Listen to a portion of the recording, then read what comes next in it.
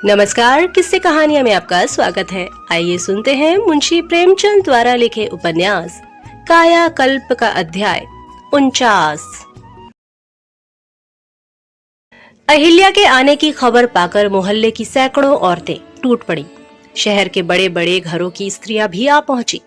शाम तक तांता लगा रहा। कुछ लोग डेपुटेशन बनाकर संस्थाओं के लिए चंदे मांगने आ पहुंचे। अहिल्या को इन लोगों से जान बचानी मुश्किल हो गई। किस किस से अपनी विपत्ति कहे। अपनी गरज के बावले अपनी कहने में मस्त रहते हैं, किसी की सुनते ही कब है। इस वक्त अहिल्या को फटे हालों यहाँ आने में बड़ी लज्जा आई। वह जानती कि यहाँ यह हरबोंग मच जाएगा तो साथ 10-20 हजार के नोट लेती आती। उसे अब इस टूटे फूटे मकान में ठहरते भी लज्जा आती थी। जब से देश ने जाना कि वह राजकुमारी है, तब से वह कहीं बाहर ना गई थी। कभी काशी रहना हुआ, कभी जगदीशपुर। दूसरे शहर में आने का यह पहला ही अवसर था। अब उसे मालूम हुआ कि धन केवल भोग की वस्तु नहीं है, उससे यश और कीर्ति भी मिलती है।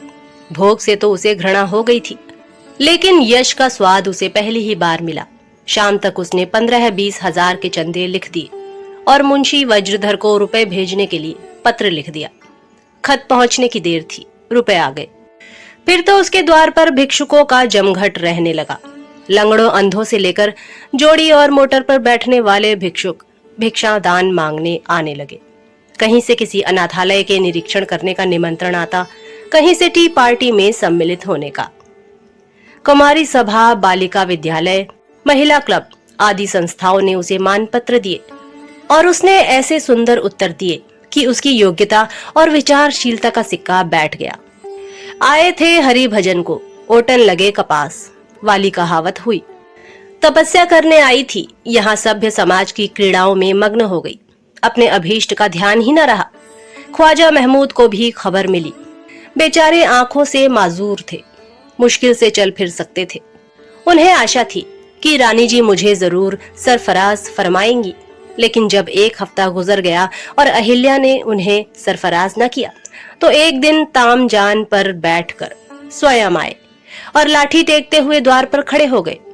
उनकी खबर पाते ही अहिल्या निकल आई और बड़ी नम्रता से बोली, ख्वाजा साहब, मिजाज तो अच्छे हैं। मैं खुद ही हाजिर होने वाली थी, आपने नाहक तकलीफ की।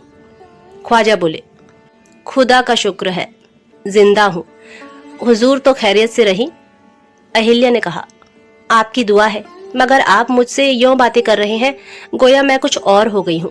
मैं आपकी पाली हुई वही लड़की हूँ जो आज से 15 वर्ष पहले थी और आपको उसी निगाह से देखती हूँ। ख्वाजा साहब अहिल्या की नम्रता और शील पर मुग्ध हो गए। वल्लाह, क्या इंकसार है, कितनी खाकसारी है। इसी को शराफत कहते हैं कि इंसान अपने को भूल न जाए। बोले, बेटी, तुम्हें खुदा ने यह दर्जा अता किया, मगर तुम्हारा मिजाज वही है, वरना किसे अपने दिन याद रहते हैं। प्रभुता पाते ही लोगों की निगाहें बदल जाती हैं, किसी को पहचानते तक नहीं, जमीन पर पांव तक नहीं रखते। कसम खुदा की, मैंने जिस वक्त तुम्हें नाली में रोते पाया था, उसी वक्त समझ गया था कि यह किसी बड़े घर का चिराग है। मैं यशोदा नंदन मरहूम से भी बराबर यह बात कहता रहा। इतनी हिम्मत, इतनी दिलेरी, अपनी असमत के लिए जान पर खेल जाने का यह जोश राजकुमारियों ही में हो सकता है। खुदा आपको हमेशा खुश रखे। आपको देखकर आंखें मसरूर हो गई। आपकी अम्मा जान तो अच्छी तरह है ना? क्या करूं, पड़ोस में रहता हूं, मगर बरसों आने की नौबत नहीं आती। उनकी सी पाकीज़ा सिफत खातून दुनिया में कम होंगी। अहिल्या ने कहा, आप उन्हें समझाते क्यों नहीं? क्यों इतना कष्ट झेलती हैं? ख्वाजा बोले, अरे बेटा, एक बार नहीं 1000 बार समझा चुका, मगर जब वह खुदा की बंदी माने भी। कितना कहा कि मेरे पास जो कुछ है वह तुम्हारा है। यशोदा नंदन मरहूम से मेरा बिरादराना रिश्ता है। सच पूछो तो मैं उन्हीं का बनाया हुआ हूँ। मेरी जायदाद में तुम्हारा भी हिस्सा है, लेकिन मेरी बातों का मुतलक लिहाज न किया। यह तवक्कुल खुदा की देन है। आपको इस मकान में तकलीफ होती होगी, मेरा बंगला खाली है। अगर कोई हरज न समझो तो उसी में कयाम करो। वास्तव में अहिल्या को उस घर में बड़ी तकलीफ होती थी। रात में नींद ही न आती थी। आदमी अपनी आदतों को एकाएक नहीं बदल सकता। 15 साल से वह उस महल में रहने की आदी हो रही थी। जिसका सानी बनारस में न था। इस तंग, गंदे एवं टूटे फूटे अंधेरे मकान में जहां रात भर मच्छरों की शहनाई बजती रहती थी, उसे कब आराम मिल सकता था। उसे चारों तरफ से बदबू आती हुई मालूम होती थी। सांस लेना मुश्किल था, पर ख्वाजा साहब के निमंत्रण को वह स्वीकार ना कर सकी। वागीश्वरी से अलग वह वहां नहीं रह सकती थी। बोली, नहीं ख्वाजा साहब, यहाँ मुझे कोई तकलीफ नहीं है। आदमी को अपने दिन ना भूलने चाहिए। इसी में 16 साल रही हूँ। जिंदगी में जो कुछ सुख देखा वह इसी घर में देखा। पुराने साथी का साथ कैसे छोड़ दूं? ख्वाजा बोले, बाबू चक्रधर का अब तक कुछ पता न चला? अहिल्या ने कहा, इसी लिहाज से तो मैं बड़ी बदनसीब हूँ ख्वाजा साहब। उनको गए 15 साल गुजर गए। 5 साल से लड़का भी गायब है। उन्हीं की तलाश में निकला हुआ है। लोग समझते होंगे कि इसकी सी सुखी औरत दुनिया में न होगी, और मैं अपनी किस्मत को रोती हूँ। इरादा था कुछ दिनों अम्मा जी के साथ अकेली पड़ी रहूंगी, पर अमीरी की बला यहाँ भी सिर से ना टली। कहिए, अब यहाँ तो आपस में दंगा फिसाद नहीं होता? ख्वाजा बोले, जी नहीं, अभी तक तो खुदा का फजल है। लेकिन यह देखता हूँ कि आपस में पहले किसी मोहब्बत नहीं रही। दोनों कौमों में कुछ ऐसे लोग हैं जिनकी इज्जत और सरवत दोनों को लड़ाते रहने पर ही कायम है। बस वह एक ना एक शिगुफा छोड़ा करते हैं। मेरा तो यह कौल है कि हिंदू रहो चाहे मुसलमान, खुदा के सच्चे बंदे रहो। सारी खूबियां किसी एक ही कौम के हिस्से में नहीं आई। न सब मुसलमान पाकीज़ा हैं, न सब हिंदू देवता हैं। इसी तरह न सभी हिंदू काफिर हैं, न सभी मुसलमान मोमिन। जो आदमी दूसरी कौम से जितनी नफरत करता है, समझ लीजिए कि वह खुदा से उतनी ही दूर है। मुझे आपसे कमाल हमदर्दी है, मगर चलने फिरने से मजबूर हूँ, वरना बाबू साहब जहाँ होते वहां से खींच लाता।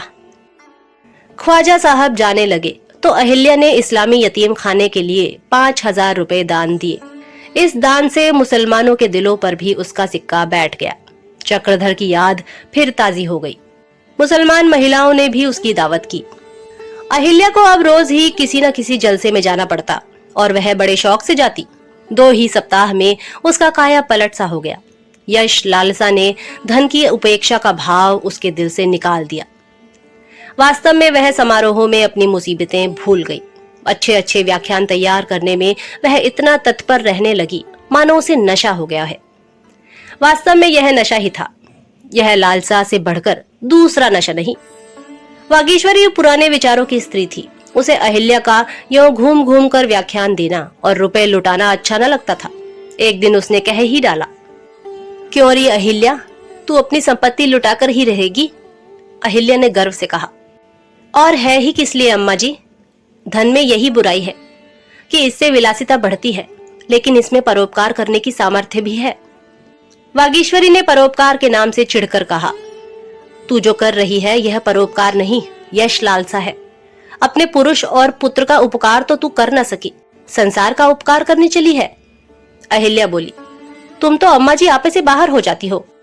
वागीश्वरी ने कहा, अगर तू धन के पीछे अंधी ना हो जाती तो तुझे यह दंड ना भोगना पड़ता।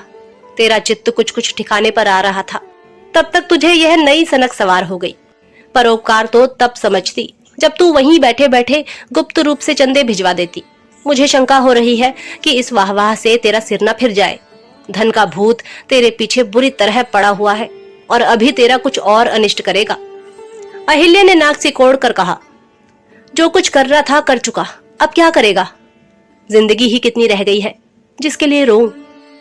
दूसरे दिन प्रातःकाल डाकिया शंखधर का पत्र लेकर पहुंचा तो जगदीशपुर और काशी से घूमता हुआ आया था। अहिल्या पत्र पढ़ते ही उछल पड़ी और दौड़ी हुई वागीश्वरी के पास जाकर बोली, अम्मा देखो, लल्लू का पत्र आ गया। दोनों जने एक ही जगह हैं, मुझे बुलाया है।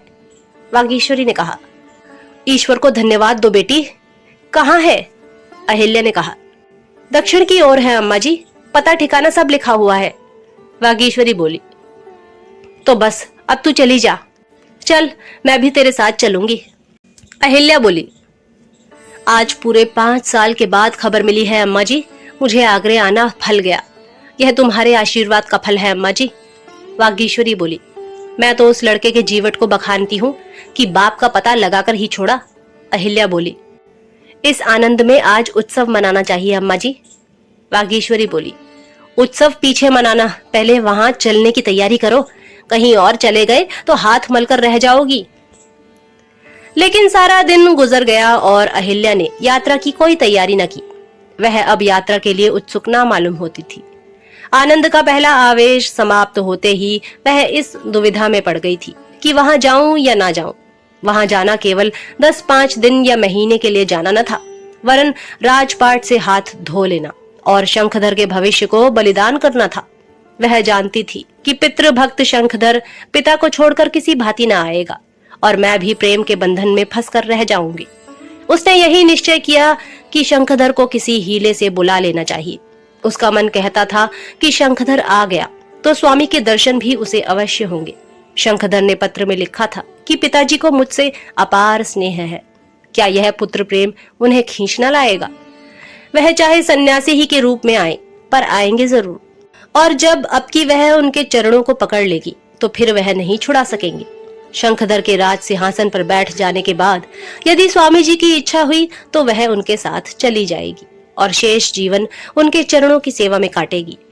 इस वक्त वह वहां जाकर अपनी प्रेमाकांक्षाओं की वेदी पर अपने पुत्र के जीवन को बलिदान न करेगी। जैसे इतने दिनों पति वियोग में जली है, उसी तरह कुछ दिन और जलेगी। उसने मन में यह निश्चय करके शंखधर को पत्र का उत्तर दिया। लिखा, मैं बहुत बीमार हूँ, बचने की कोई आशा नहीं, बस एक बार तुम्हें देखने की अभिलाषा है। तुम आ जाओ तो शायद जी उड़ूं, लेकिन ना आए तो समझ लो अम्मा मर गई। अहिल्या को विश्वास था कि यह पत्र पढ़कर शंखधर दौड़ा चला आएगा और स्वामी भी यदि उसके साथ न आएंगे तो उसे आने से रोकेंगे भी नहीं। अभागिनी अहिल्या, तू फिर धनलिप्सा के जाल में फंस गई। क्या इच्छाएं भी राक्षसों की भांति अपने ही रक्त से उत्पन्न होती हैं? वे कितनी अजेय हैं। जब ऐसा ज्ञात होने लगा कि वे निर्जीव हो गई हैं, तो सहसा वे फिर जी उठी और संख्या में पहले से शतगुण होकर 15 वर्ष की दारुण वेदना एक क्षण में विस्मृत हो गई। धन्य रे तेरी माया। संध्या समय वागीश्वरी ने पूछा, क्या जाने का इरादा नहीं है?